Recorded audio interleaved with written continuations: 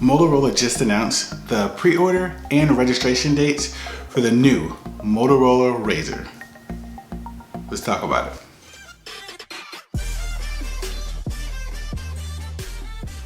Motorola just announced that on January 26th, you'll be able to pre-order the new Motorola Razr, and you'll be able to have it in your hands on February 6th for the low price of $1,500.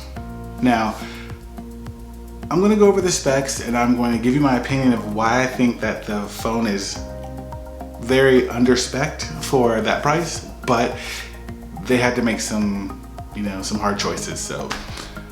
But let's get into the specs. The Motorola Razr will come with a Qualcomm Snapdragon 710 octa-core chipset. It'll get 6 gigabytes of RAM, 128 gigabytes of storage.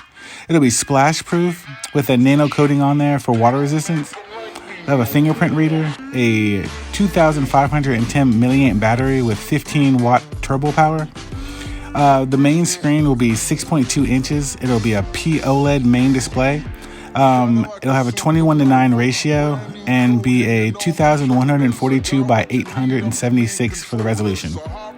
The smaller screen will be a 2.7 inch GOLED, and that'll be called a quick view display. And the ratio on that is 4.3, and that's 600 by 800 for the resolution. It'll weigh 0.452 pounds or 205 grams. It'll have a bottom firing speaker. The rear camera will have 16 megapixels and a f1.7 aperture with electronic image stabilization. The front-facing camera will have a 5 megapixel camera with f2.0. You'll get your wireless, Bluetooth 5.0, NFC. It'll come with eSIM, Android Pie right out the gate, and support for Moto actions. As I'm reading them off, I'm sure the specs sound good, but that Snapdragon 710 octa-core chipset, I would have rather something like a current gen chipset, but as I stated before, they made decisions that, had to keep it thin and able to do all the wonderful things it does. The cameras are kind of disappointing too. 16 megapixel, nothing really, fancy about the camera.